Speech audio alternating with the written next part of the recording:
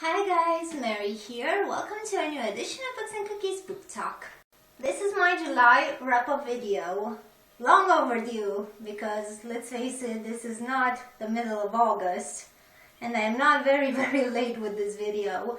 The first two books that I have finished during July have been Days of Blood and Starlight and Dreams of Gods and Monsters, both by Laini Taylor and both part of the Daughter of Smoke and Bone trilogy. These were a reread for me, so I decided to reread the entire series because it is one of my favorite all-time favorite series because it's absolutely beautiful. I think it's the best written series I have ever read. It's absolutely phenomenal. I will not go into what happens in the second and third book of the series because, hello, spoilers. But I urge you guys to read this series because it's just awesome. It's just wow. I have no words to properly describe just how good it is. Everybody needs to read this. So please definitely give the series a try and just go for it. Pick it up because you will not want to put it down. Next up we have A Darker Shade of Magic by V.E. Schwab. I hope I'm pronouncing that right. This was unbelievably good.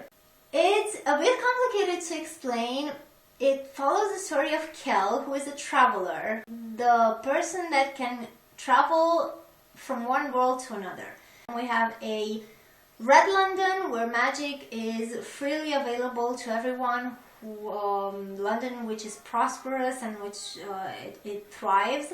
We have a Grey London where magic is all but gone, and people that are enthusiasts who are trying to capture that magic. There's a White London where there's basically a fight for power and to get on the throne because magic is pretty scarce out there as well. And there's a Black London which is taboo.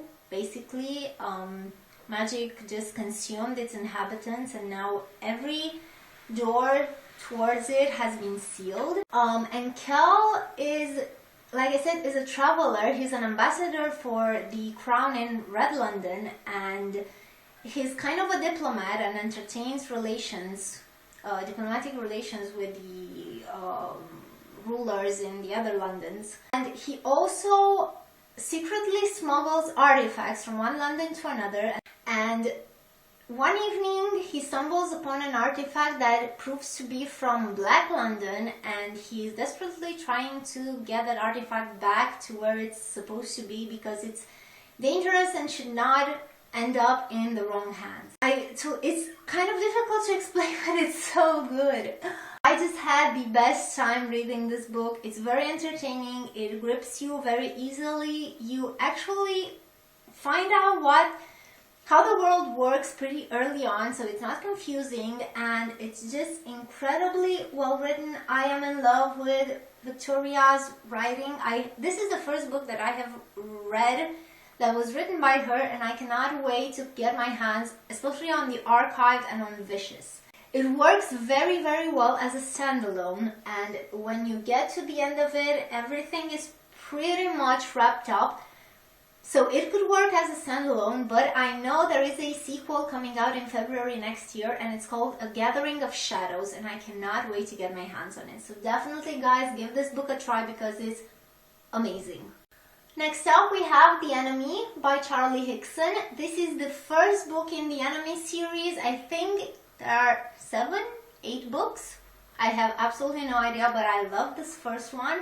This is my first zombie book. I have never read a book so far that has featured zombies in it, and I have to say that this was really interesting. It happens sometime in the future, and all the adults over the age of 14 have been affected by some sort of plague that has made them effectively into zombies. So you know those mindless creatures that shuffle and want to eat you. So that's what these people have become, and literally the only people left that are sane are kids under the age of 14.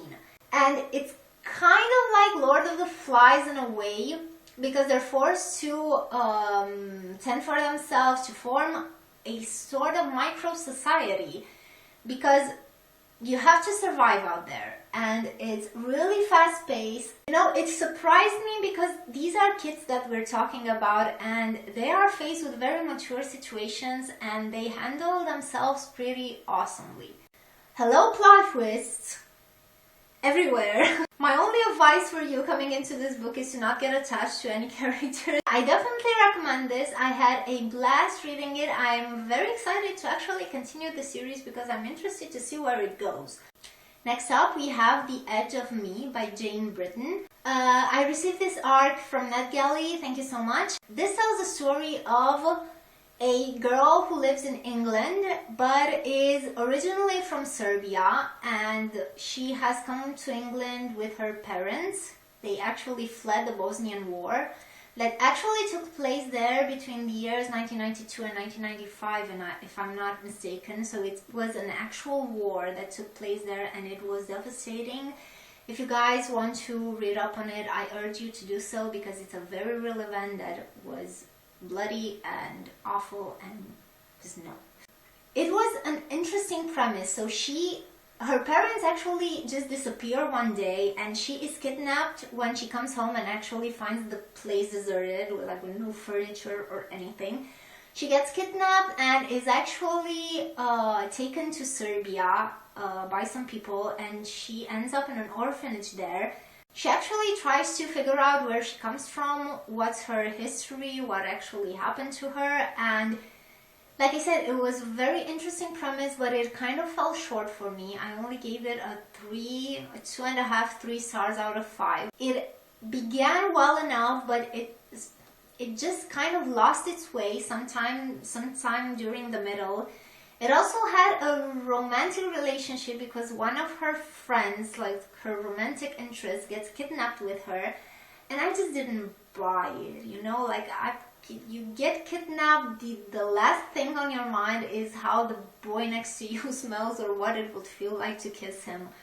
I don't know, it just felt forced to me and actually kind of turned me off the story. I still do recommend you guys to give it a try because it's interesting enough, and it's something that I haven't seen done in any of the books that I have read so far, and it sheds some light on on an event that has been given very little attention. So definitely give it a try. Maybe you'll find in it something that I have not.